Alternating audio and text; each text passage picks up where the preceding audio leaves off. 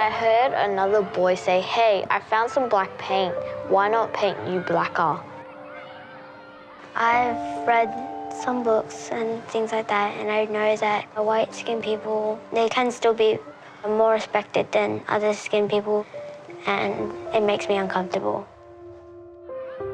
After school, some kids from my class, they came up to me and started insulting me, and then they called me a disgusting Chinese person. Advance Australia Fair. It is literally there in the national anthem. Fair. But is Australia really that equal? The truth is that we have a long and complicated relationship with race on this land. And we're not that good at talking about it. What does it mean to you to be white? I don't really know what to say. Over the next 3 weeks, a class of students will take part in a groundbreaking pilot program. Your maze adventure starts now. To stop racism in its tracks. It overwhelmed me. Overseen by race expert Professor Fiona White. Intervening at the primary school age is crucial so that we can reduce racial prejudice and prevent it from becoming a problem in adulthood. We're going to do lots of very different kinds of activities, and each one you're going to learn about yourselves and learn about your friends. So cool. The students will learn to recognise racism and stand up to it. If you have blue or green eyes, take 3 steps forward. How are you feeling being at the back there? Does it feel fair? No. It won't be easy. I was taken away as an 8-year-old. It was 9 years by the time I got back to my mother.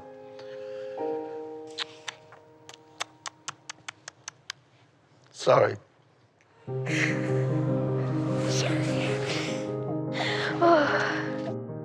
Along the way, they'll confront some difficult truths. No matter what type of racism you experienced, you're never alone.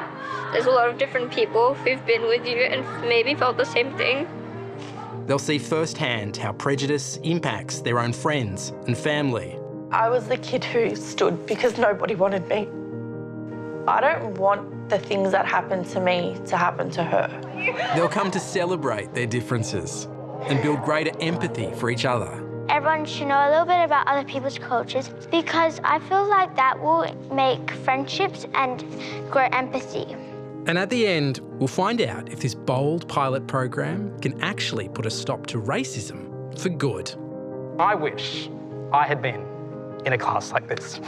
Thanks so much. This is the school that tried to end racism. Sydney's southwest, one of Australia's most culturally diverse areas. Almost half the people here were born overseas and come from an ethnic background. It is a thriving hub of multiculturalism. And in the middle of it all is our school. I'm mostly Australian.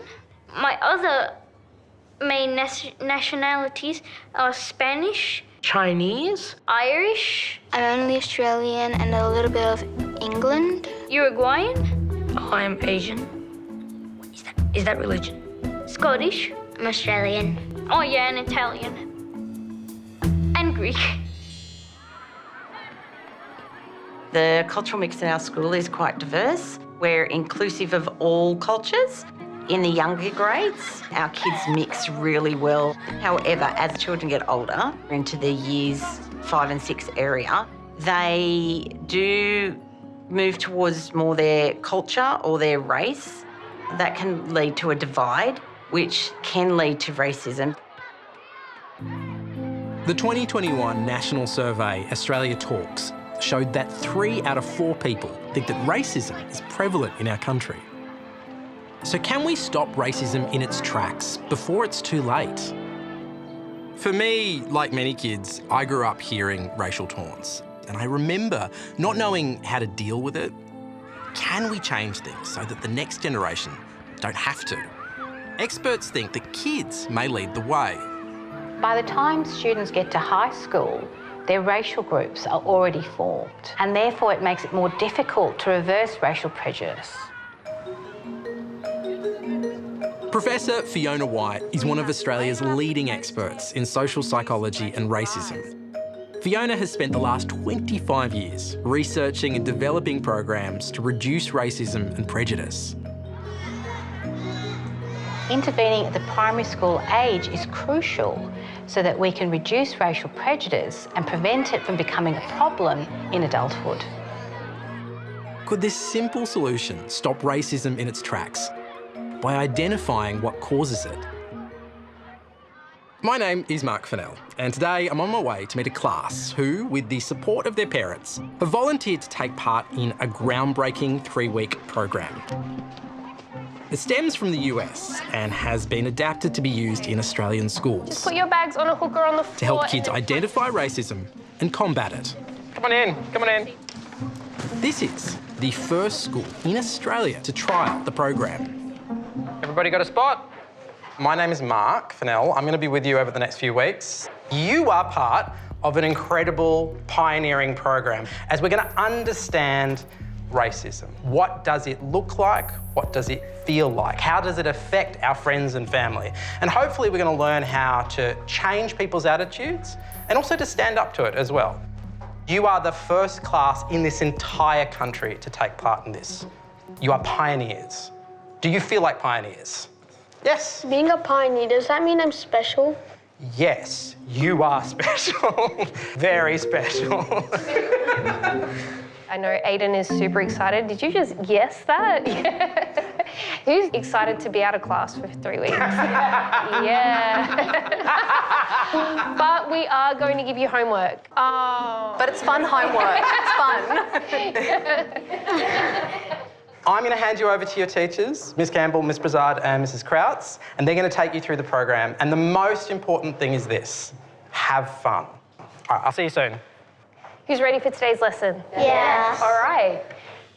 Our teachers, Miss Campbell, Miss Prasad and Mrs Krauts have all been trained to run the program, and they'll guide the students through a series of activities, each designed to get them thinking about race, bias and privilege. I haven't had a lot of in-depth conversations about racism within the context of a school. Usually those conversations come up when something racist has happened. I feel really excited to be a part of this program, but I also feel like a big weight of responsibility. All right, Miss Krauts is going to hand out your pages. So, first up, the students will complete a 2-part test. Designed by Professor Fiona White, the test will measure their levels of prejudice and racial bias.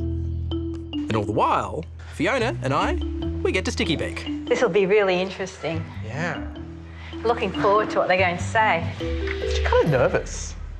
The first part, you'll be drawing a picture of you and your friends, and we want you to draw that picture as clearly as you can, using all the colours you have in front of you, and as true to what your friends look like.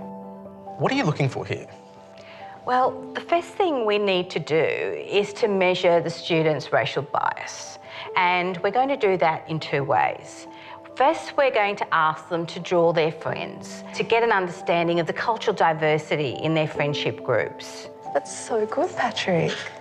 I don't know how to draw turbans, so it kind of looks like a... Hey, that looks really close. Why is it important to have a diverse set of friends? Like, what does that show you? If we have diversity, we have an understanding of the other person. We have an understanding of their culture, their language, their rituals, their food.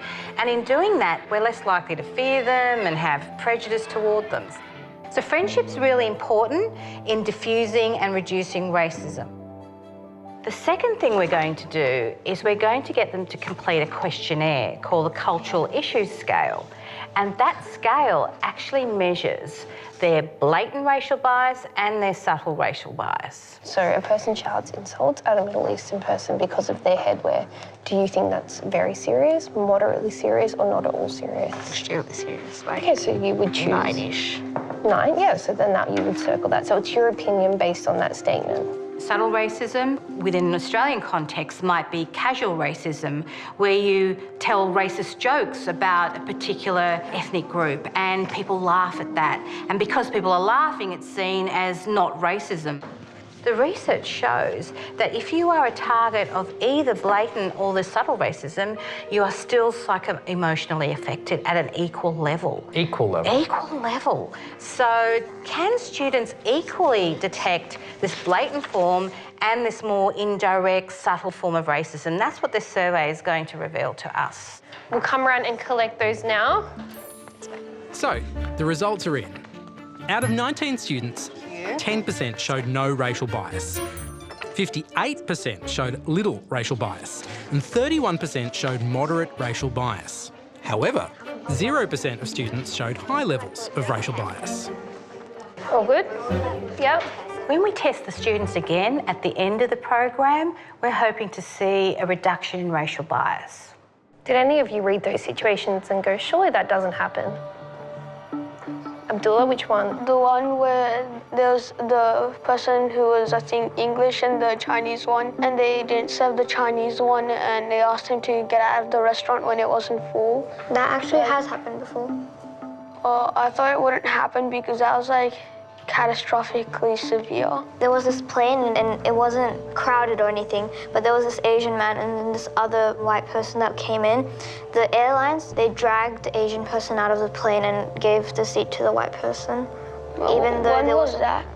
Do you watch like any YouTube or anything? My name is Aziza and I'm 11 years old. I was born in Bangladesh, but I came to Australia when I was 3 years old. I'm very proud of my Bangladeshi culture and background. Are reading books? Yeah. A lot of people just think that I'm Indian and that my culture is everything to do with India. Sometimes it makes me kind of mad that people just start randomly guessing your race or anything. I don't like that. I think that my personality is loud, a little bit funny, confident and caring. I'm very passionate about what I believe in and I like to speak my mind. But when was it? It was like in 2019. He might have had corona. 2019. And they'll just drag him out of nowhere because he had corona. It was like in August. Corona did not even exist then. So you've seen that happen on YouTube? Yeah. But Abdullah, you felt like that would not be something that would happen when you read that? Yes. Fair enough. This is a very interesting exchange between Abdullah and Aziza there. The part of that I found most fascinating was Abdullah was just like rejecting this idea that that kind of blatant racism happens. And for me, I actually think it's a good thing. That it means he's not been exposed to it. Because Australia is such a great country, there's no racism over here, so we don't really experience it that much. So when we're asked to talk about racism, we don't have much to say because of how great it is here.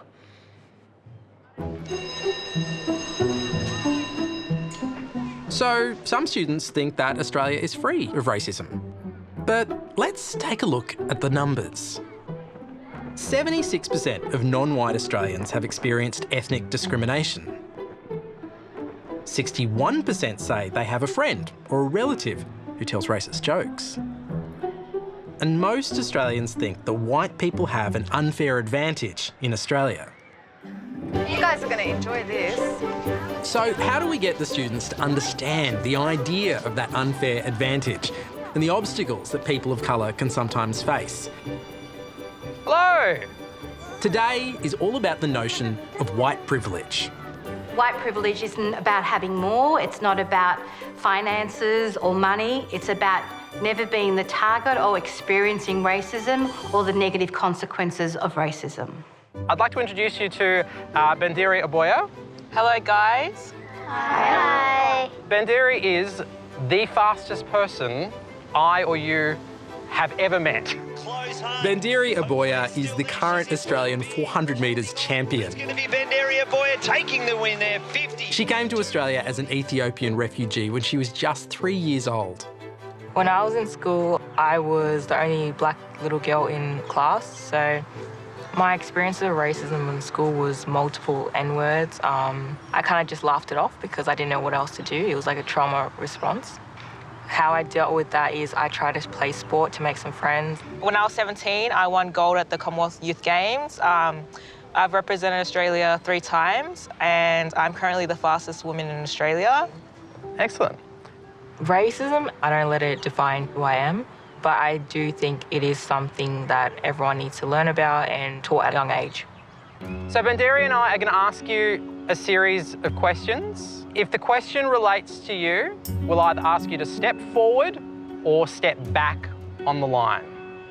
So you know, the positions you end up in will be your starting position for a running race. So whoever's going to end up in front, they're going to have a really great advantage in this race. So just keep that in mind as you're answering these questions. I'll start first, okay? If both of your parents were born in this country, take a step forward. If you have blue or green eyes, take 3 steps forward. Have you ever travelled overseas? Take a step forward. If both of your parents' first language is English, take a step forward. This is not fair. If you've ever been asked, but where are you really from? Take a step back. Aziza, did you take a step back then? Why? When I first came to Sydney, I started school in year 2. Everyone kept asking, where are you from? I said Adelaide, but then everyone kept saying, no, where are you really from? How are you feeling being at the back there? Does it feel fair? No. How do you feel, Alan? Awkward. Why awkward? I'm the only one at the back. James, how are you feeling about where you are in the race right now? Really good. You're feeling really good. If you have noticed, most Australians on TV look like you. Take 3 steps forward. What?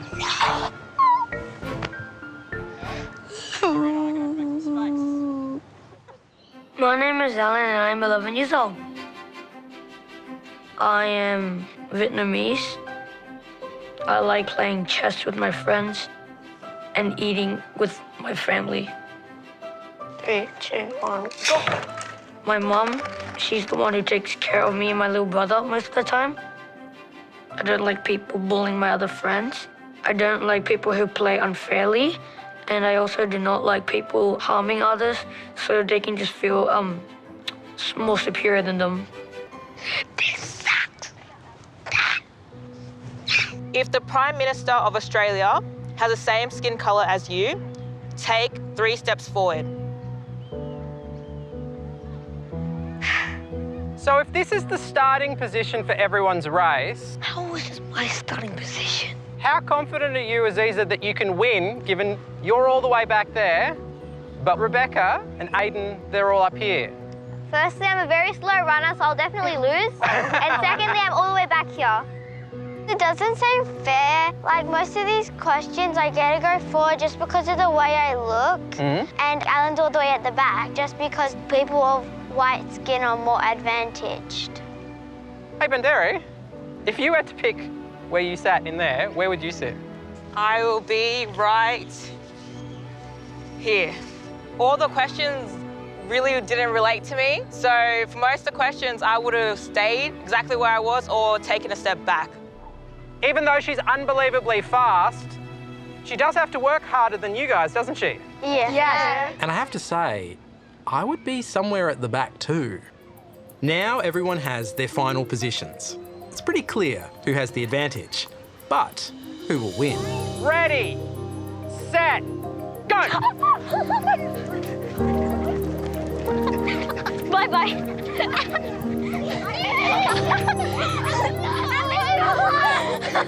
Come on, Alan. You can do it. Over the finish line. You can do it. There's the line. There's the line.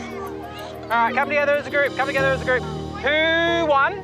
James. James won. Can we have a huge round of applause for Alan? I felt a little upset because only a few questions were related to my culture. I was being held back. What wasn't fair at all. The idea that we all learnt there was something called white privilege, that society in Australia gives preferential treatment to people with lighter skin or a certain cultural background, and it really doesn't have much to do with anything they've done. It's purely your cultural background and the colour of your skin that means where you start in life is often really different to those with a different cultural background. It's not fair because white people have done nothing to get this privilege, and people of colour have to work their hardest just to get the basic things white people get. My name is Rebecca.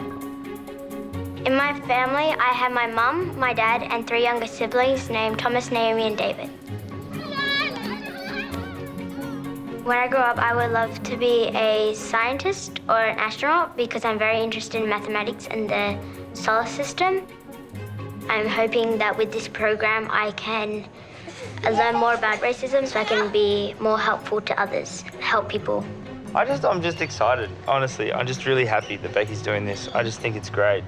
When we learned that this program was thinking about the possibility, maybe, of this being in schools, it kind of feels like, why is it not already in schools? So who would like to do the race again? Me. Who would like to do the race against the fastest woman in Australia? No. Yes. All right, and this time we're going to do one thing different. Everyone's going to start together on the same line. Shall we go back to the line? Yeah. Are you ready? Yeah. Let's do it. In the world, people think that a certain background or certain skin color is bad. I take pride in being Bangladeshi and I take pride in being brown. Ready, set, go. I hope these students learn to be themselves and realise that they're unique. You could be so far back, but you could be so far ahead in life later on when you not let these things get to you.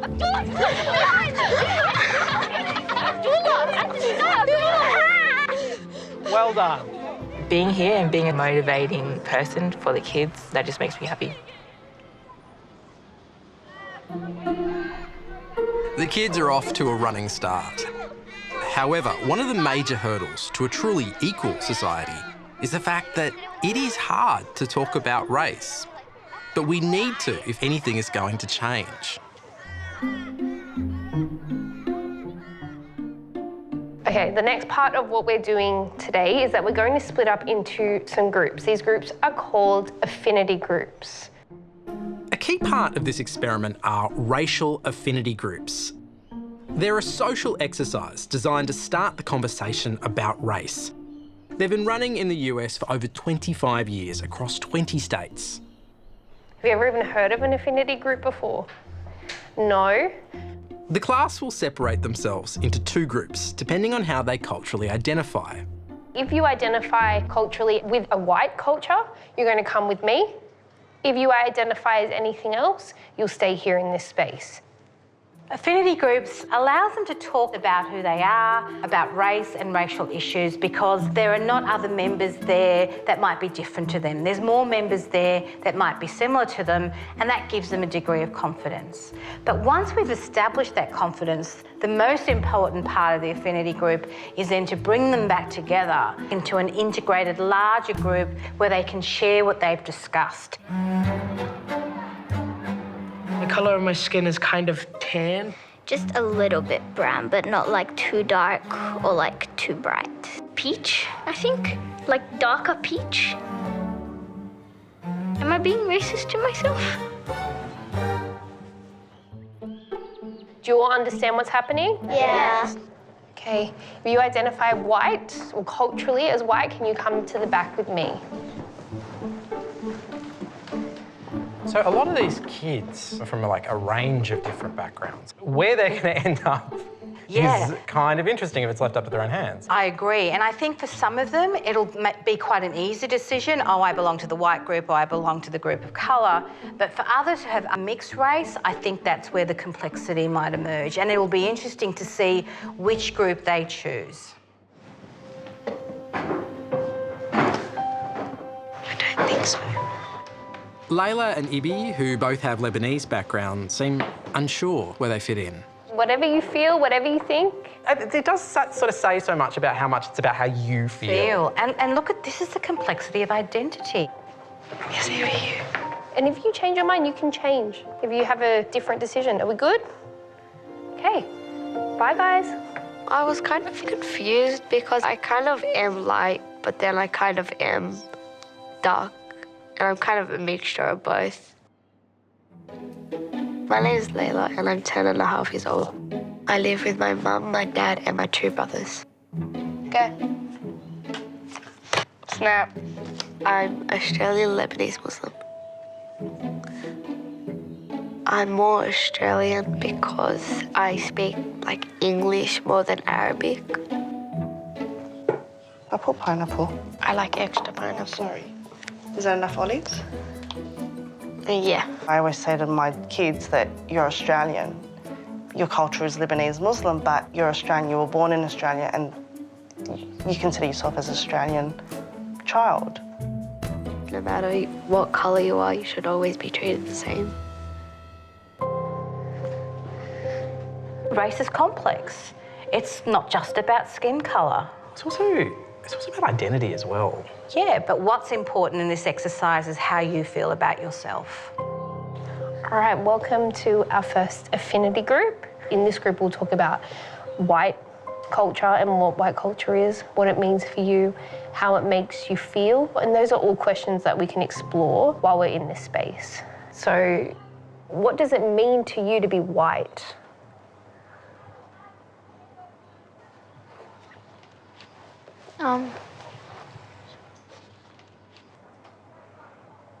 The awkwardness in this room, it's palpable. It may be the case that if you are in the white majority, you've never been asked that question. When I say that I'm white, I kind of mean that obviously the colour of my skin's white, but that means that I've probably come from Australia or some European country. Stacey? I don't really know, though, what to say. You're not sure about what it means for you? It's okay. Do some of you feel uncomfortable talking about the idea of being white? Or how it feels? Or how you identify? Kind of. Kind of? In James? a way. Yeah, can you tell me more about that? Because it kind of feels racist in some way. Identifying the colour of me, I don't feel right when I say like the colour of me or the colour of others. I've read some books and things like that, and I know that white-skinned people, they can still be more respected than other skinned people, and I really don't want to talk about it because I don't want to boast about it by accident. I don't want to boast about the fact that I have more privileges than others.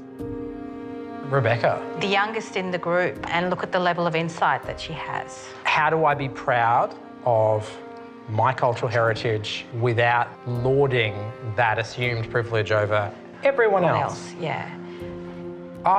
This is really hard. I know, but look at the level of insight. It's just amazing. All right. How does it feel to be separated from the other affinity group? I'm part Indigenous, and I feel more comfortable around people who know what it means to be different from other people and get teased by our skin colour. We don't look the exact same as them, we're not the exact same as them, we're not similar to them. They're like nearly the complete opposite of us. My name is Ava, and I'm 12 years old. Do you need any help cracking those eggs? No. My skin colour is very light, but I am Aboriginal. I don't consider myself white. That's just how I look. At school, I've been also teased because people thought I was lying about it. A world without racism would look like just peace, or like a world that just looks really relaxed and like everybody's like happy. When it was only Indigenous people on this land, it wasn't called Australia.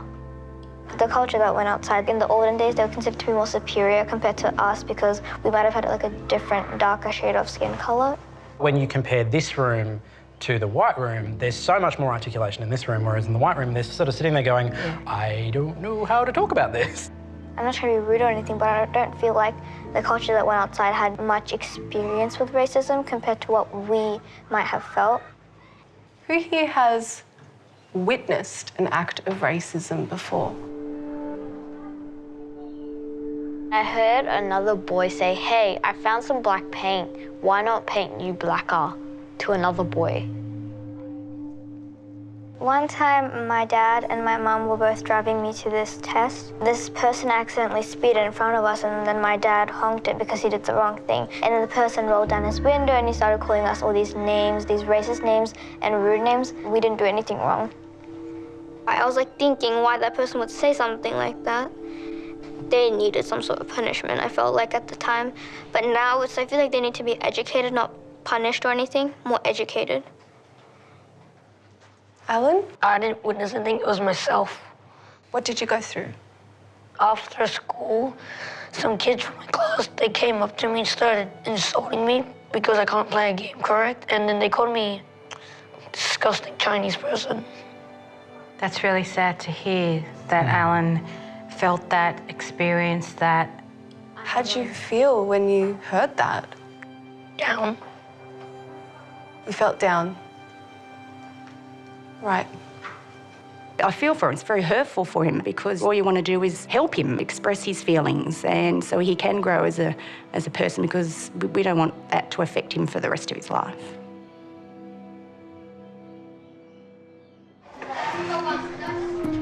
After being separated by race, it's essential that the two groups come back together Do you want to just push those chairs back for me, Dal? Thank you. to talk about their experiences. Our group, there are so many different cultures and everything. It's really nice to sometimes figure out where people come from and what their culture is. But just because we're in different groups doesn't mean we still can't be friends. I mean, I didn't mean to go, and I think I went into the wrong group. I don't know why, but I think I just went into the wrong group. That makes sense, I guess. That's interesting. I wonder when the penny dropped for her. So who would like to share how it felt to be in your separate affinity groups? I found it easier to talk about how I feel about the topic because the people around me were quite like me and they understood what I was saying. She's confirming that there was a greater degree of comfort, and that's why this affinity group separates initially and segregates before we start integrating the two groups and chatting amongst one another. What would you like to share with the other affinity group?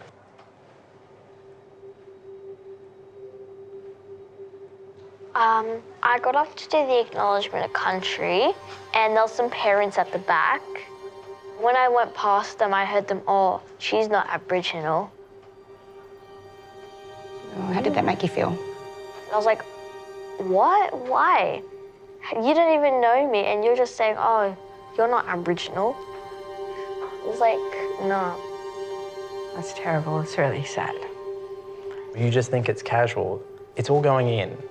And the impact is still negative. It feels good to open up.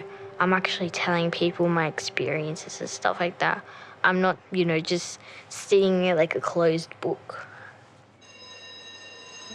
Grab your bags and head outside. I think the children being in the affinity groups helped them kind of show empathy towards others.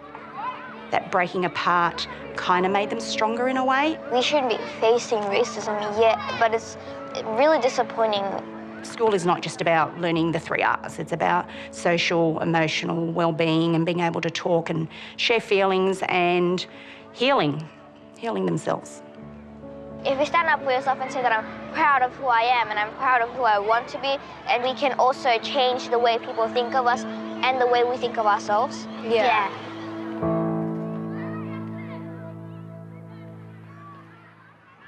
তোমার স্বাধীনতা আছে, কোনো সমস্যা নেই। আমরা যখন যাব, আমরা গিয়ে আমরা চলে আসছি বাসায়। দেখছো? Aziza lives with her parents, Dad Rubel and Mum, Selma, who all immigrated from Bangladesh. I can get you 1, 2 and half. We've left our country because we want to give a good future for Aziza. For Aziza, that last class session has brought up an incident from the past. We were talking about our different racial experiences, and it was like that one time when we were going to tutoring and someone was calling us racist names. And Oh. So this is the thing over there. So it's very sad thing, right? Yeah. So they need to be educated, that's the thing. Were you guys upset, mad or something? In fact, to be honest, I know myself, I know who I am, I know what my contribution is to the country. I know what I can be, my potential. Better ignore them if we can.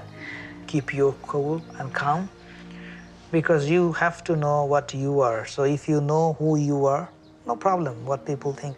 Still, to be honest, people are learning at this stage, and one day all of them will be your friend. As a father, I always try to teach her one by one. If we can make people educated, one day we can eradicate these things from society. And yeah, I'm very much optimistic. I'm very happy, excited as well that I can see the future is secure in their hand. Okay. You are in my graph. That was a very stupid move, anyways.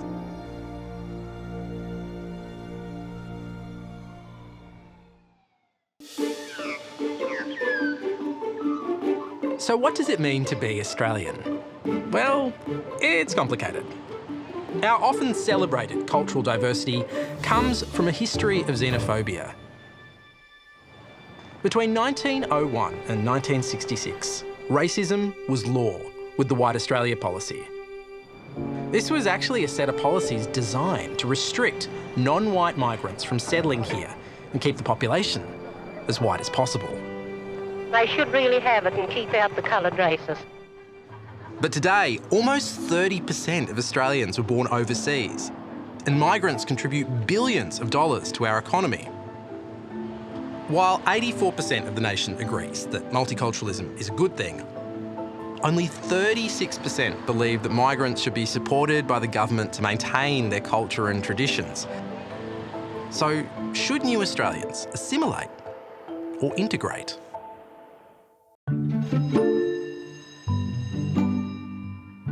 Assimilation is saying to people, come to Australia, but be like us. What this does is it forces them to abandon their identity and customs. Instead, we should focus on integration. When new Australians feel welcome, they feel that they belong, and they're not asked to relinquish their cultural traditions. Do you guys have to be, like, born in Australia to be Australian? No. Yes. No, I don't think so personally. So how do you count yourself as Australian? Because I have citizenship and I live here, and this is my 7th year here. I've been here for 9 years, man. Integration reduces fear, hostility, and ignorance.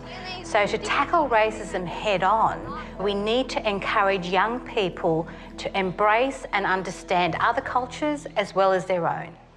What is a map? It's a map. Today, the students are exploring their cultural identity. I've seen a lot of maps. I know where every single country in the whole world is. It's one of my great passions, and I also make my own countries. I erase all the borders and I make new ones. Alrighty, Year 6.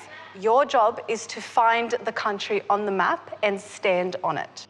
I'm curious to know, when presented with a map, how many of them go, no, I'm Australian, and they go straight to Australia, regardless of what their, genealogy and family background is? If someone asked you, where are you from, where would you stand? Ibi. Lebanon. All right. Ibi here is an example where he was in the white affinity group and now he's actually standing on Lebanon rather than Australia. So, this is the complexity that we're talking about here. So let's see how they charter those waters. Rebecca, your turn.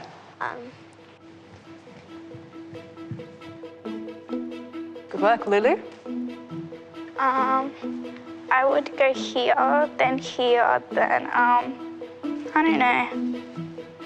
Which country are you standing on? Turkey, and then I would go to Croatia, and then Syria. My name is Lulu and I am 10. I love soccer. I love being active. Good job. I am a mix of Syrian, Croatian, and Turkish. Out of all my friends, I think that I am the only one who has a mix of 3 nationalities. Makes me feel different, but I like being different. Where would I stand? Because Turkey and Syria is here, but Croatia is over there. Where would you stand? You tell me. Could I stand in the middle here? I feel for Lulu. She's got 14 countries. I'm Lulu. I'll just stand here. Where is here? What country? Turkey. Lulu's really struggling with selecting which country she comes from. If you do come from multiple backgrounds, it's actually really hard to work out where you fit in the world.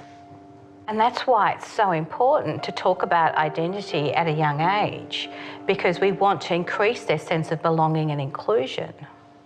Patrick, why China? Because my mum's side is from China, but my dad's side is from Europe. Most of the class identify with another country based on their cultural background. But do they feel like they belong here in Australia? Stand in the country that you call home.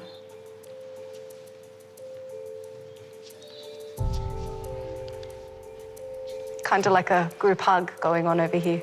That was an interesting move. A lot of the students actually moved to Australia as their home. Yeah, except Patrick and Eliza. Eliza, were you born in Australia or Pakistan? Australia. Have you ever been to Pakistan before? Yeah. Most of my family lives in Pakistan. My definition of home is somewhere where you see other people who look like you, who are from the same country as you. You stayed in China, Patrick. Yeah, because like a lot more of my mother's side was born in China. Well, all of them were born in China. So I think I belong more in China. Have you ever lived in China? No. You don't feel like Australia is home for you? No, not really, because I have a lot more of a Chinese heritage than Australian or Europe.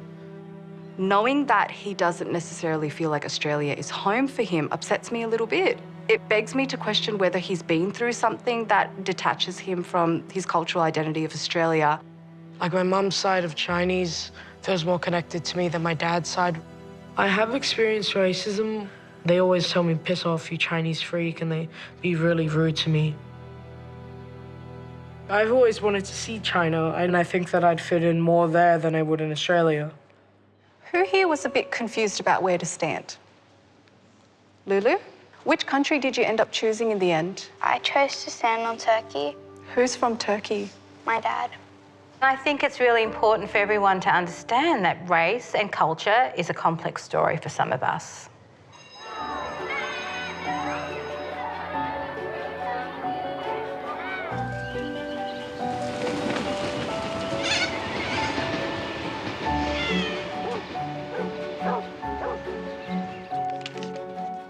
Lulu lives at home with her dad Ismail, who has a Turkish background, and her mum Yasmin, who has a Croatian and Syrian background. How was your day? It was good. What did you do today? We just talked about what we identify as and what cultures we identify as. What do you identify as? I said Turkish, Croatian, Syrian and Australian. Okay. Lulu's mum Yasmin has her own experiences of talking about her identity at a young age. As a kid in primary school, on multicultural days and stuff, the teachers would, tell everybody to go into their groups of where their family comes from, and nobody wanted me. The Middle Eastern group going, well, you don't belong with us because you're not full. Or the Balkan side going, no, you're not a full Croatian, you're only half, so you don't belong with us. I was the kid who stood in the middle of nowhere. Sorry.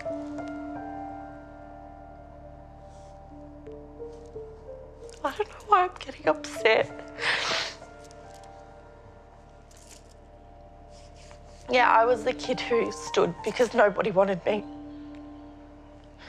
So, and it's something that happened when I was in Year 5. I don't want the things that happened to me to happen to her. Did people think that your nationality is weird, that it was all mixed? No. But did you want to tell everyone where you came from, or were you embarrassed? Or No, I wasn't embarrassed. did you feel awkward having to name all those things and then people question you? No one questioned me. Oh, well, that's nice. Yeah. I think it's a really good program. It's really good for kids to know that just because yous are all different, yous can all come together. It doesn't have to end in primary school. And it's a good learning experience.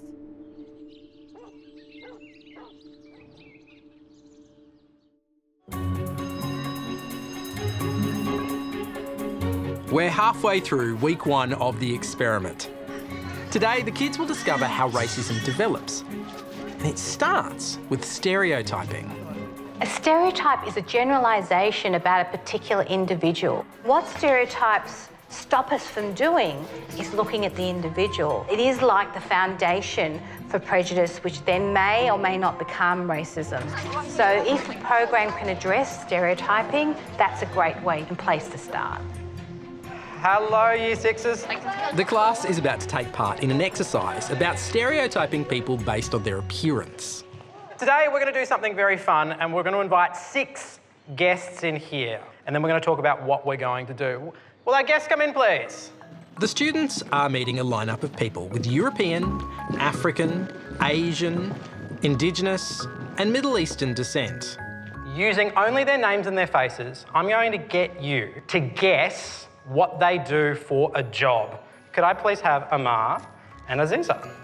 The jobs they need to match are a writer, a nurse, a CEO, a doctor, a university tutor, and a contemporary dancer. 5, 4, 3, 2, 1, go!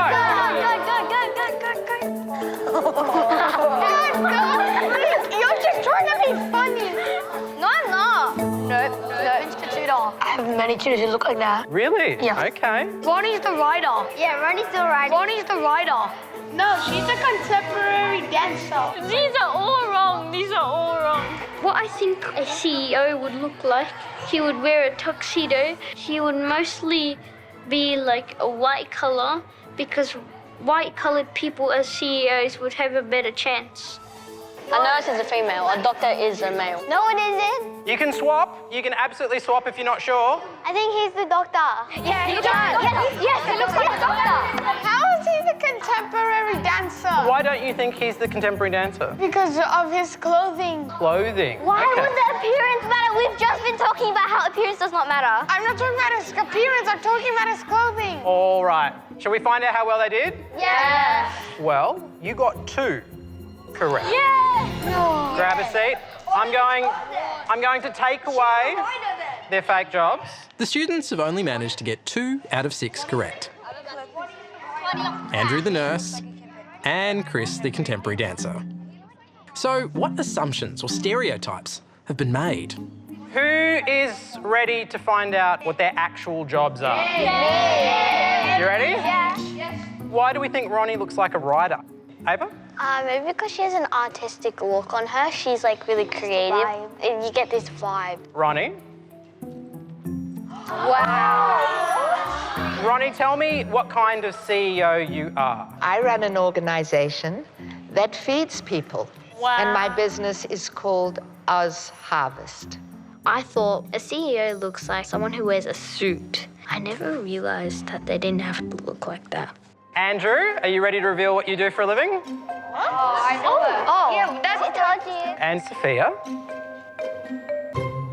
You look like a CEO. Yeah. Vince?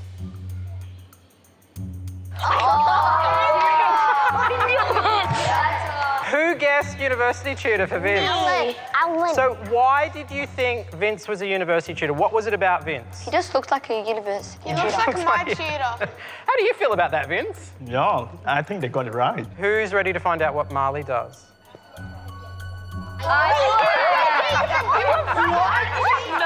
No way. Marley, where are you a doctor? I'm a doctor here in Sydney. Are you surprised at their reaction that you're a doctor? Not really, no.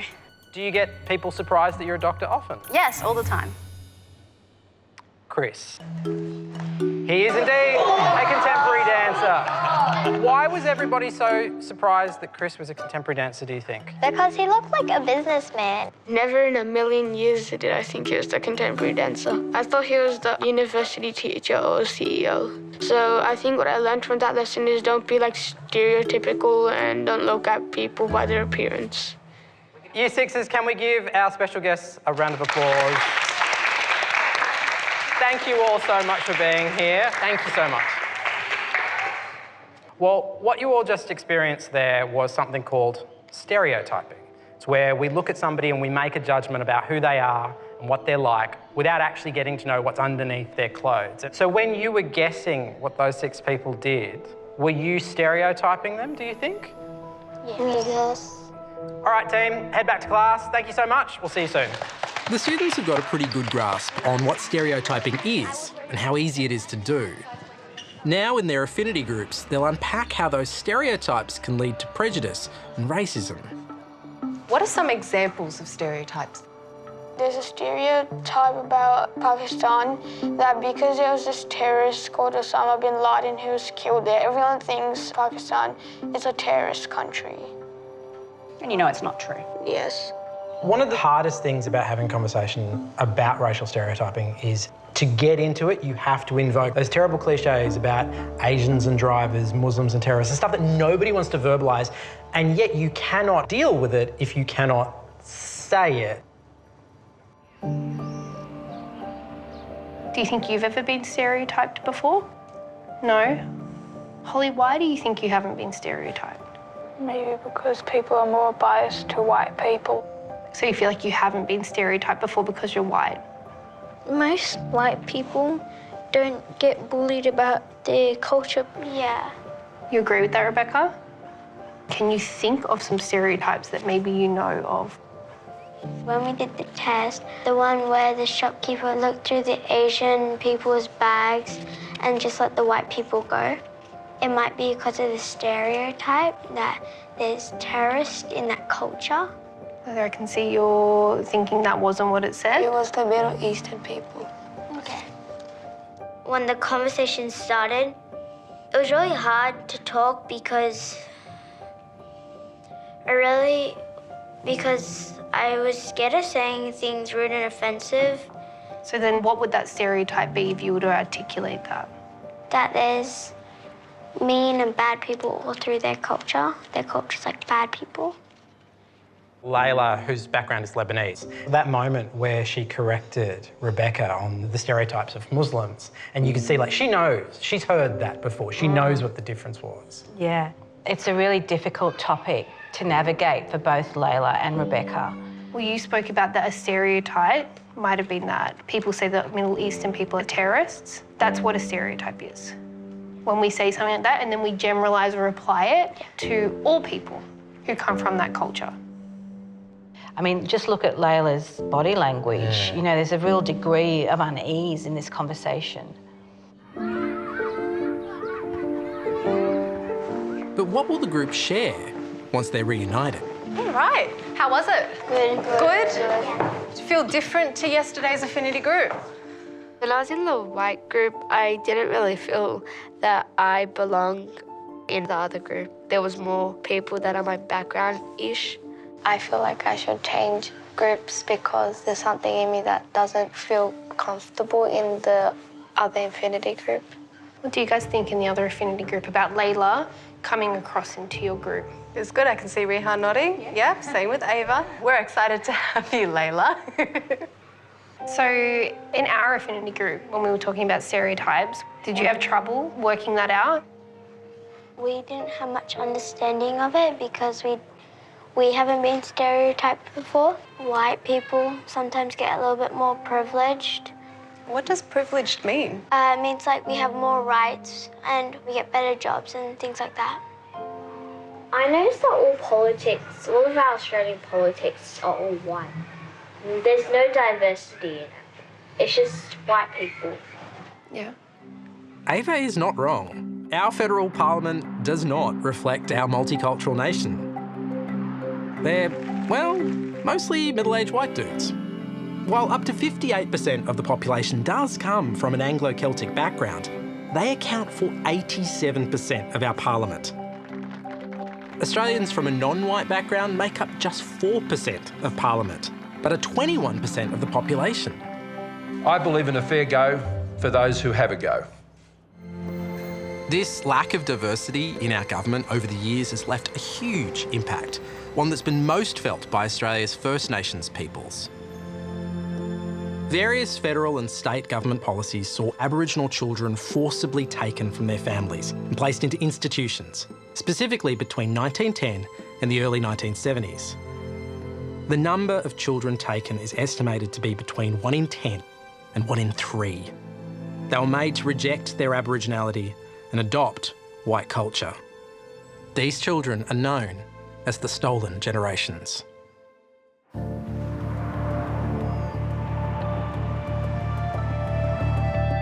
Look at that. Watch it. Whoa. Watch it. Let's get the ones you haven't seen. Look at that. My gosh. Today, the students will come face to face with the history of Australia, the injustices fuelled by racism, and hear firsthand what those policies really did to those stolen generations. Grab a seat, gang. Right up along here on the carpets, if that's okay. It's important that you get comfortable because I want you to be able to see and I want you to be able to hear. Well, the reason we're here today is I'd like to introduce you to Uncle Michael and Uncle Richard. The term uncle is a term of respect in Aboriginal culture, that's why I'm calling them that. Richard Campbell and Michael Welsh were taken from their families in the late 60s and sent to the Kinchela Boys' Home in New South Wales. They want to share their story with the students so future generations don't repeat the mistakes of the past. We're going to invite the lights to come down and they're going to tell you their story. I was taken away when I was 9 years old. There was 10 in our family and there was actually 5 of us taken. There was myself, my older brother, and my 3 younger sisters. When I ended up in the boys' home, first thing they started doing is punishing us. They said, OK, your name's not Richard anymore. We're giving you a number, and my number was 28. And they said, you're not black anymore, you were white. You haven't got any parents anymore. They're either incarcerated or they don't want you anymore.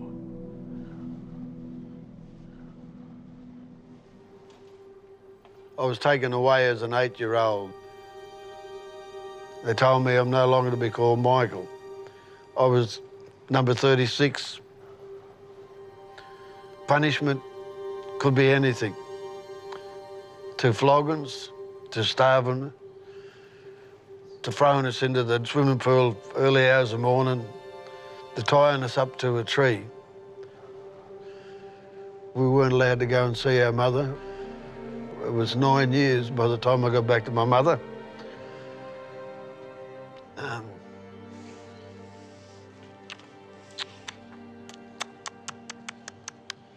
Sorry. Hearing it from someone who was there, who experienced it, who it happened to, it was just a lot to take in. That was like a very difficult story to listen to. So yeah.